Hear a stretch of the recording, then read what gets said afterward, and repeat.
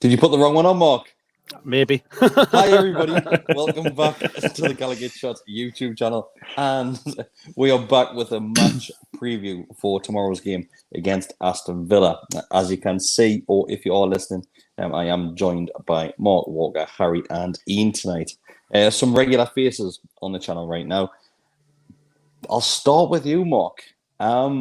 It's been a decent set of results for us this weekend. Yeah, it hasn't been bad, has it? It's teed it up nicely for our game tomorrow. Go into that and hopefully get a result. But the way these things normally work out, when we get results going our way, we don't usually capitalise on them. But hopefully that's not a false omen, and we're able to go in there with a bit of confidence after our last result and things going our way. And Kris has just disappeared. I think he pressed the wrong button on his screen there when he was messing around. But he'll be back any second. There he is. So, but it's a one that we're gonna be an interesting game tomorrow, shall we say?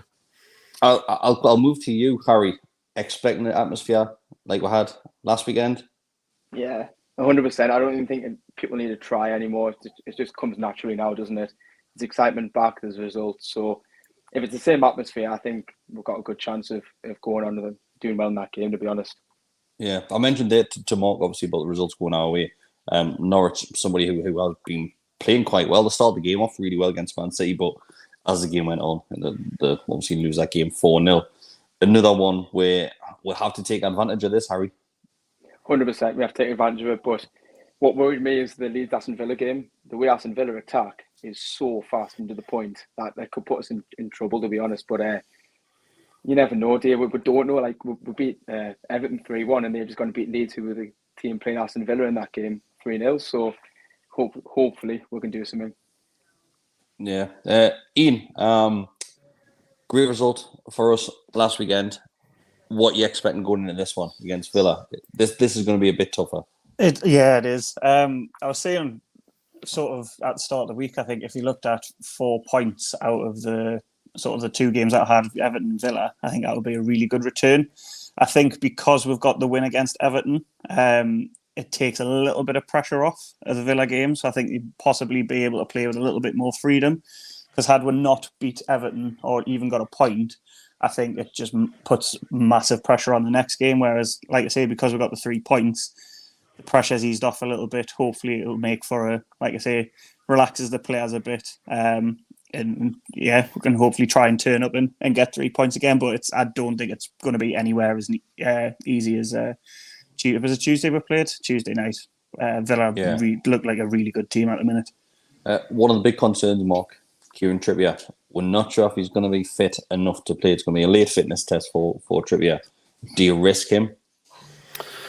I guess it depends how bad it is. I mean, the fact that they're saying that he's going to have a late fitness test is in itself is pretty good news, because had it have been a one where he was just going to miss out full stop, they would have said he's injured. So I've got a sneaky feeling that he'll probably be all right. We'll want to give him every opportunity for him to get himself fit and get on the pitch, because let's face it, he's one of the best players that we've got there at the moment. The way that he's kind of settled into the team, the performances that he's put in since arriving have been phenomenal. And I think if he does miss out on it, we'll miss him greatly, which is mad to say based on how long he has been here. But it's just he just elevates everybody around him with his attitude, the way he plays, his demeanour when he's kind of on there, and then you saw when he got his goal on Tuesday what it meant to him and what it meant to the rest of the lads. Everybody was like diving right in on it. So it's definitely one it's an important one to make sure he's fit. But to answer your question, if it comes at a risk of making his injury worse, then I'd give him a rest. Worst case scenario, I'll stay with you, Mark. If Trippier doesn't play, what does that do to your back defensive line, considering Target won't be playing either? Yeah, so I think if he doesn't play, it's probably worse. I mean, you've got a ready-made player there to go in it right back in Manquillo. but that then gives you an issue on the other side, on the left, with Target being out, as you've said, with them obviously being on loan. We've got options there in the fact that we know Dan Burn can play out on there in the left. I wouldn't necessarily like to see him playing there. But that worries me a little bit. Like I was talking to, I think it was you, Harry. I was talking this about Dan Burn being on the as a left wing back. That worries me slightly. Yes, left of the centre back, or if there's even 3 centre backs on the field, left hand side of that, yes, but he doesn't really have the physique to be a left wing back. Looking from the outside in, I don't know what he's played like in that position before, but it doesn't fill us full of confidence if he's going to be the wing back. Not at all. I mean, he's tall, isn't he? So it's likely he could get skinned constantly. He's probably not the most agile of players with his height. But I remember you were talking about Dummett not so long ago, and the reason that we didn't really enjoy being in the team is because he doesn't overlap. I mean, if you can't see Dummett overlap, and then why would Dan Burn overlap? It's just not going to happen. I don't think. You'd much rather see. I'd rather see Richie on that side if someone's going to be on that side. It's long-term injury, though. Apparently, is that Richie's injured. What Eddie Howe said last week? It just came out of nowhere that Paul Dummett is injured, and Matt Ritchie had a long-term injury. So there's been a couple of shouts as well for Matt Ritchie. But you need Trippier to be fit, because if not, then it's really going to be Kraft on the right-hand side, and it'll be Manquillo dropping out the left-hand side, I would have thought. That's Trippier doesn't fit. Yeah, that's like a load of shouts for that in the comments as well. And that's why it's really important for Trippier to be fit. The thought of seeing Kraft again on that pitch just fills us with nightmares. I haven't given up hope for Kraft yet. Yeah, he's looked better in his last few games, hasn't he? He's a grafter. I don't think he's got the quality at all. Like my brother honestly hates him. I don't think it's a case of that he doesn't try. I just don't think he's good, sadly.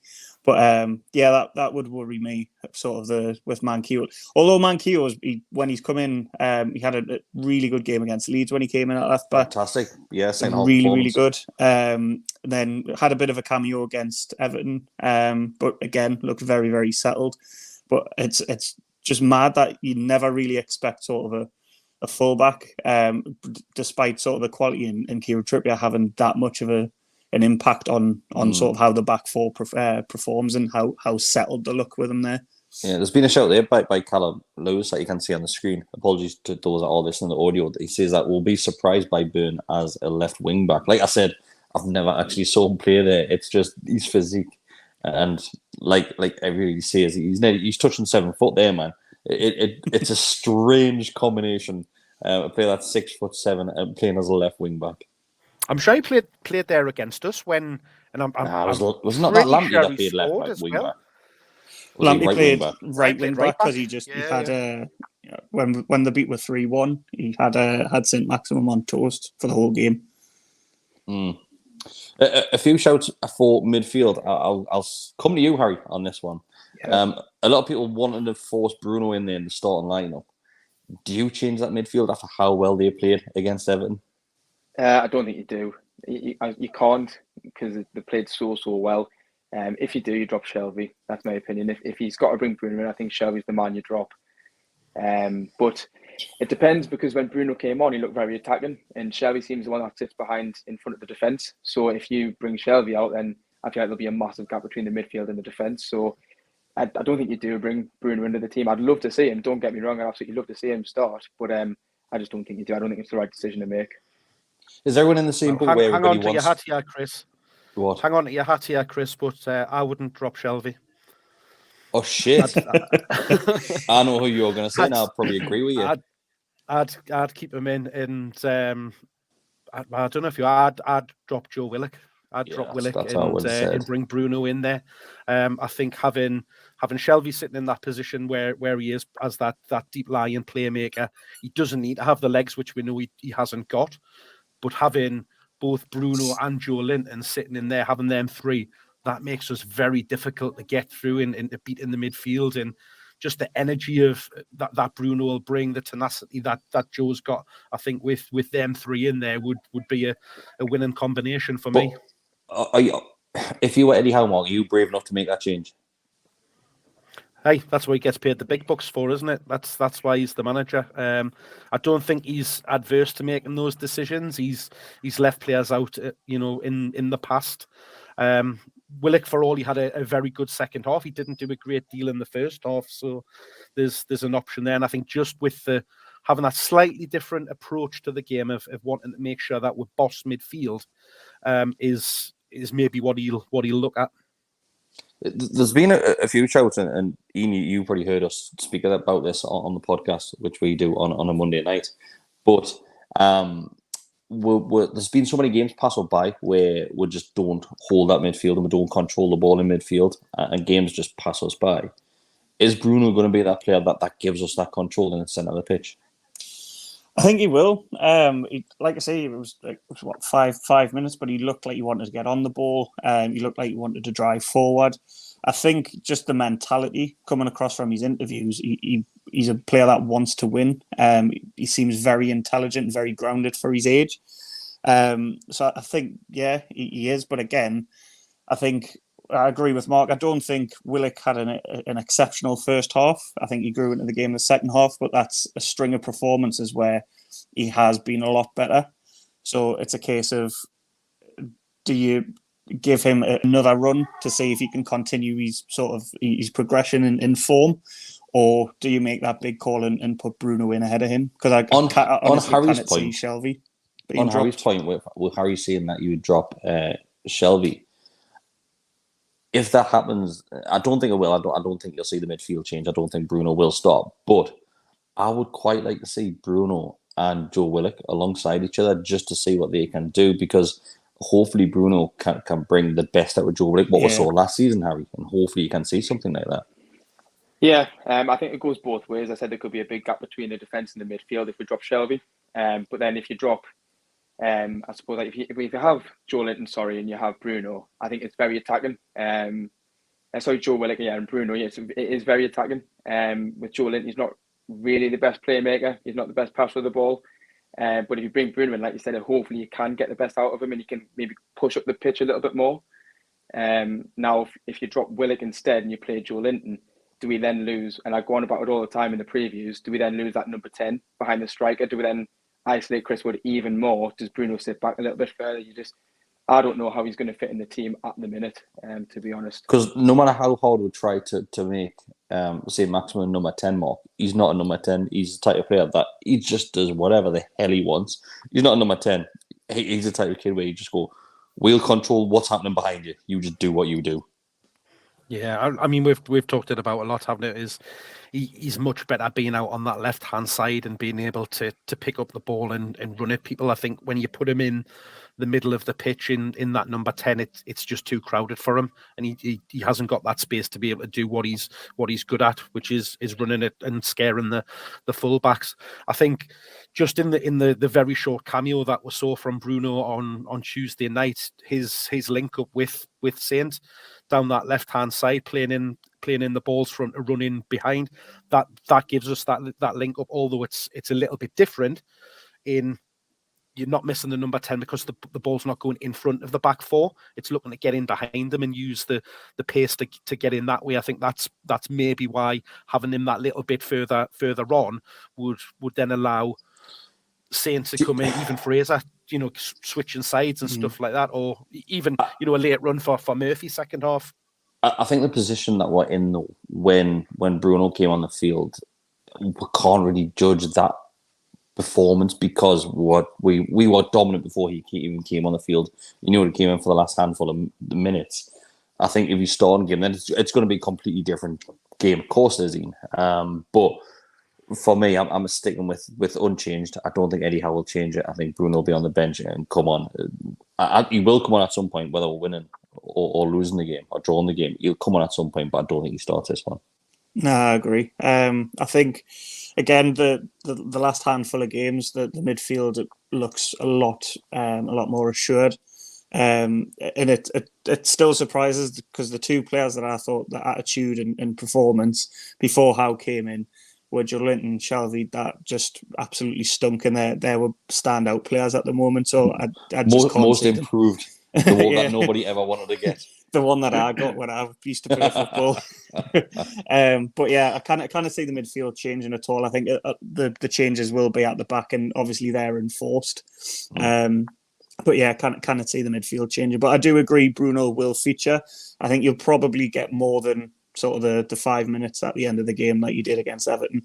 Hopefully, if we're in a winning position to sort of seal the win, or just sort of if the worst is happening, we're trailing to try and get sort of back into the game.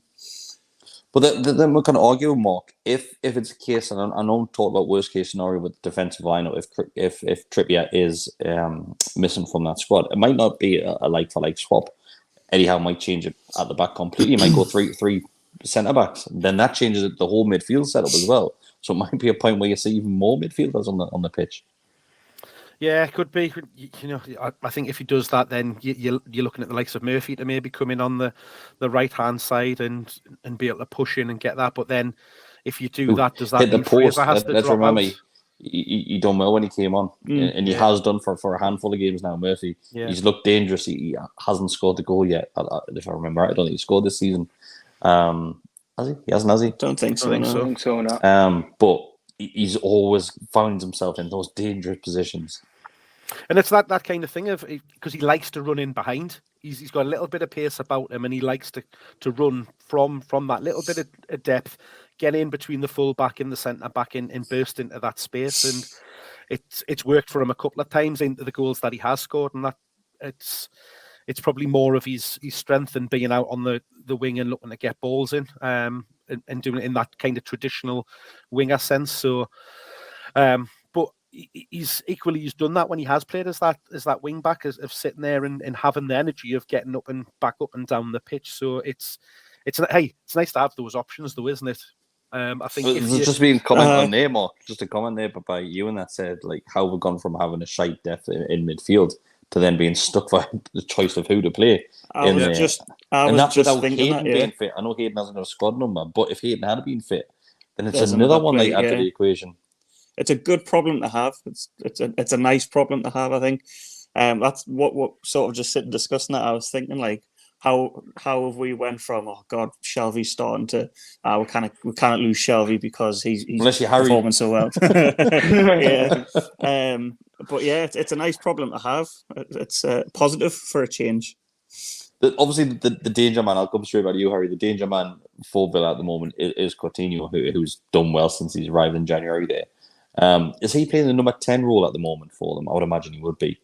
I guess so. I mean, the goals, the pass he made against Aston Villa was more on the left-hand side, but I suppose he's everywhere, isn't he? He's just a playmaker, and he'll be on the right, in the middle, and the left. Is it the case where you man-mark him out the game? Put Joel alongside him? It depends who they have up front, because, I mean, Ollie Watkins at the moment is playing poor. If he is starting, I think you do man-mark Coutinho, but if they bring in another attacker, I don't think you man-mark him, because what worries me is with Lascelles especially, I feel like he steps up a lot, so he'll take a step forward and then doesn't really have enough time to get back in time. And I feel like that does worry me, especially if they can play balls in behind the way Coutinho can pass the ball, then I suppose we'll just have to wait and see. I think it's a case, though, I'll stay with you, Harry, where right now we need to stop worrying what other teams are going to set up like, especially the performance against Everton. We take the game to them and make them worry about what we're going to do, not what they're going to do. Yeah, but you'd hope so, wouldn't you? I mean, it's lush. Like everyone said, like it's weird this talking like that we're going to try and dominate a game and we're going to try to keep possession of the ball. Eddie Howe was saying that he's brought Bruno in to hold the ball and keep the ball. And that's brilliant. Like, if we can go at them the way we went against Everton, then fantastic. Just keep pressing, press.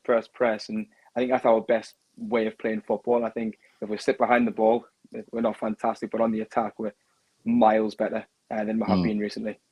Big difference now, Mark, isn't it, between what we're seeing under Eddie Howe's style of football with majority of the same players and what we're seeing under Steve Bruce? Yeah, who would have thought that having somebody that can actually coach a team would improve it? I mean, mind blowing, isn't it? But it's night and day, really, isn't it? When you look at having the same core group of players, obviously we've gone and signed quite a few in the January transfer window. But this was the case before January, though, mate. Yeah, I mean, I've sat well, not sat here, I've sat on the podcast and said I'd never wanted to see John Joe Shelby in a Newcastle shirt ever again, because he had some horrendous performances, and the way he's had a turnaround since Eddie Howe came in has just been unbelievable. He's showing a huge amount of consistency, which was always an issue with him, and I think that having the formation and the way that we're playing at the moment is suiting him down to the T. He's not having to work hard, which has always been a bugbear with him, because he's got other people in and around him that are doing the legwork for him and running. I mean, you look at Ryan Fraser, who's playing out on the right alongside of him, the work rate that he puts in. You're seeing Joe in front of him smashing everything that moves. And then we'll not mention work rate on the left-hand side, but other than that, it's really, really refreshing to see him in there. But I think midfield it's where this game's going to be won and lost on tomorrow from both teams, because they've got Coutinho, everybody that's talking about it. But when you look at what Ramsey's doing for them at the minute, he's right. He's on a bit of a streak like Joe Willock was last season. If everything's just fallen for him, he's arriving late in the box. He's making runs in from deep. He worries me, to be honest, probably more than Coutinho, because yes, Coutinho will make a lot of stuff and do things, but Ramsey's just the danger man for them at the moment. So keeping those two quiet is going to be really, really important, and that's why I can see it being won in the middle of the park, which is why I would have went with the three that I mentioned before. Whether that then gives you space on for your wider players to then come into the game, and maybe that's where we sneak it. Who knows? You mentioned Jordan on there, Mark, and I'll come to you, Iain. Since he's moved into that midfield position, he's got this kind of swagger and this attitude about him. We saw it against Dele Alli. God knows what happened in the tunnel if that did happen, but we saw it on the field and we've seen it in other games where he's got this bit of an attitude about him, and I fucking love it. Yeah, I do. It's kind of like He's turned into a shithouse, hasn't he? Yeah, exactly that. It's I mean that challenge Dele Alli put in. Maybe the Joe Linton of old would have just sort of stayed on his arse and just sort of with his hands in his hair, but he got up and confronted him. I genuinely think his attitude, not just him, like Mark was saying, Shelby's attitude. I think Fraser's attitude as well. Since Howe's come in, they've all just raised the game, and I think we're playing more as a unit as well. In terms of when you see sort of the interviews after the matches, obviously the squad photos after wins, even the celebrations for goals, it just looks like everyone's raised the game and everyone cares and wants to fight for the cause. They mustn't have done it because we haven't seen the squad photo in the dressing room. That's what I was most looking forward to after the Everton game. Yeah, we haven't seen it, so they might not have happened, which I'm gutted about. But to go back to your point about Julian, I genuinely think he's a completely different player from what we've signed. His attitude, his performances.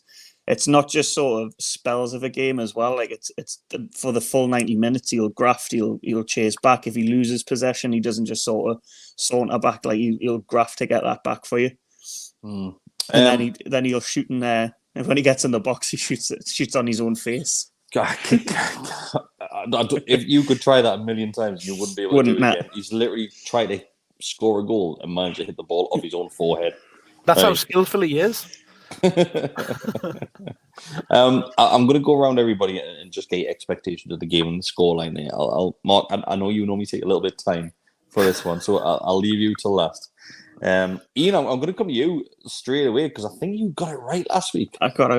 You said 3-1. You said 3-1, and I think Harry? Did you say Kieran Trippier free kick? Roger said it.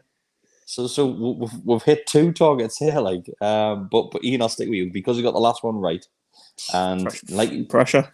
And I think the first preview, which you said that you always get these wrong. Wrong, I did. Mate, you've got a decent record now. I'll tell you that. I'm at 50% at the minute. It's going to be. It's a difficult one, I think. It's a one that can go either way, isn't it? I think head says 1-1 draw. Because If I remember rightly, that it might have been Wolves actually, but the last few games have been 1-1 draws. But I think Villa are a different sort of, completely different side to Everton. They'll pose a lot more threats. I think either 1-1 draw. I think we might sneak a 2-1, and I think Kris Wood will get his first goal this game. We're all praying for this. We're I all hope praying so. for Kris Wood's first goal.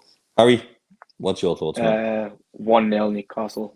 I hope. I think depends how we start the game. If we start the game on the front foot, I think it'll be 1-0 Newcastle. But the worrying thing is, I think it'll be within the first 20 minutes, and then it's just constantly just nerve-wracking for the rest of the game. But 1-0 Newcastle, like we said, hopefully Kris Wood gets his first goal for the club. I'll stay with you, Harry. Is a draw a bad result? Considering Iain said last week, 4 points the next two, you're snapping somebody's hand off. No, it's not a bad result. I don't think it is at all. I think we beat Leeds, we beat Everton, and if you asked us before those games that was going to happen, not a chance. I think you said that no chance that's going to happen, and it has. I think if you get a draw, I'd take a draw now, to be honest with you, but a win would be so much better. I suppose it just keeps them going, the morale just keeps on getting better and better, and will then become this kind of, hopefully, powerhouse. And Mark, last week we were the only team in the bottom half of the table to get 3 points from a game. That was good news for us. Yeah, big boost of confidence, isn't it? After that, a good performance always lifts morale. You saw what it did, to the players at the end, the way they were celebrating. You saw and felt it in the Never stands. mind the players, the way me and you were celebrating. Yeah, exactly. Yeah, so but there's no getting away from it. It is another huge game. Just because of the fact that we got ourselves out at the bottom three, we're sitting there. Leeds have been dragged back down into it. It's a one where it would be lovely to get a win, wouldn't it? And really get yourself pushing up that table, bringing everybody right back into it, and really opening it up. We've got decent home record against Villa as well. Decent, a really good home record against Villa. I think obviously recently it's been more draws, and that's maybe where I'm going with this one. The positive things is Buendia's missing this. Konsa's out suspended as well, so they might be a little bit rattled at the back. Mings, I'm never convinced about him. Got a mistake in him, doesn't he, all the time? Yeah. He's like their version of Lascelles, I think. Yeah, he's got like you say, he's got a mistake in him. So we've got to capitalise on those, and I think if we can boss the midfield, that's the plan, and then let Saint and Fraser go wild and see that what can come out of it. But Heart and Head, I'm thinking Head probably a 2-2 draw, Heart 2-1 Newcastle win. I'd take either of those, to be fair, at this stage. I think, do you know what it is? I don't want to come across overconfident here because of that result which you got against Everton, because Everton were absolutely horrific, shocking. They just didn't want to be at St James's Park, and I think that was down to the fans. I think if the fans can play their part again, where we can be the 12th man and put players off the games, and if you get some hard challenges in the likes of the players like Coutinho, to the point where he doesn't really want the ball, that's always going to work in our favour. But I'm going to go for Newcastle 2-0 win.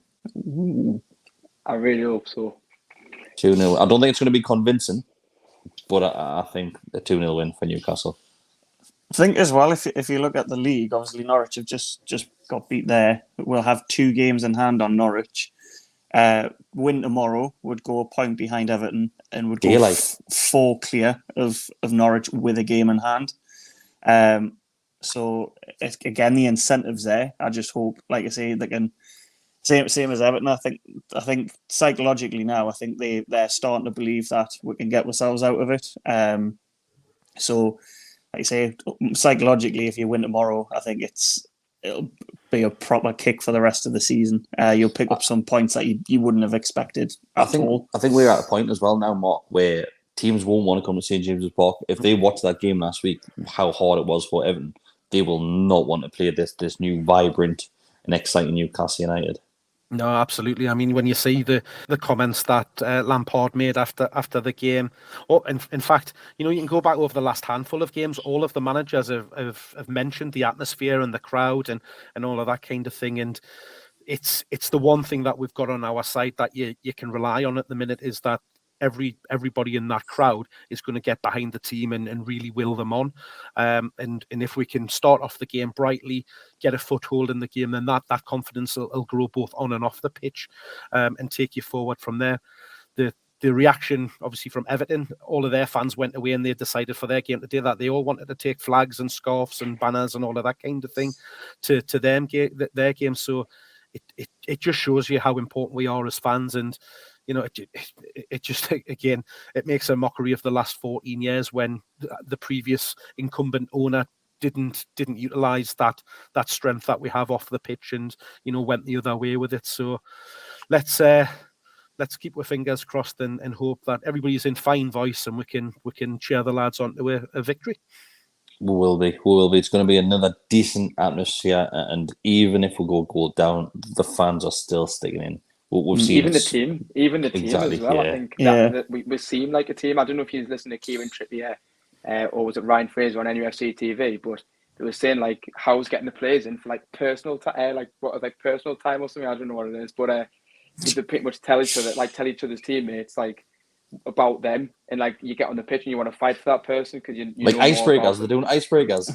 It seems like things like that, and it just seems good. Like everyone wants to be there after Trippier's goal. Every single player, apart from the keeper, shook his hand individually. They all crowded on, then each player high five and did it differently. So it was just and fantastic. The thing is, I think it might have been Trippier again, or once again Fraser, because those were the two that done the interviews after the game.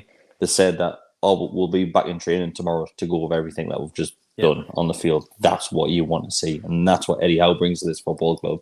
Well, that's what he said in his interview himself. He said, like, the fans obviously deserve to go and celebrate, he says, but as soon as the final whistle goes, my mindset is on how do I win the next game, which is just so refreshing to see. Like I say, he might not be sort of a world-class manager, but his attitude, I just think he's the right fit for the club at the minute. He gets sort of the project, he gets the fans, the club, the city. So I think that's a massive, massive benefit, having someone like that in charge. Also talking about how good his team is rather than the opposition before. Exactly. Exactly. Rather than what I said before, rather than worrying what everybody else was saying, what everybody else was doing. We focus on Newcastle United. We take the games to the opposition and we control the game for once. That's what we need for the rest of the season, no matter who we are playing. But that's about it. Thank you very much, boys, for joining me tonight. Thanks everybody who has watched and commented. We're approaching 8,000 followers on the GallowgateShots YouTube channel at the moment, around about 100 off. So those of you that are new to the channel, if you do want to hit that subscribe button, it means a lot to us, and hit the bell notification. So every time you go live or a new video gets posted, you will get a notification to say that our bell's been going crackers this week, hasn't it? Wait, speak for yourself. You dirty bugger. But yeah, that's us done. Thanks very much, everybody. See you later. See you later. Come on, you Maggies!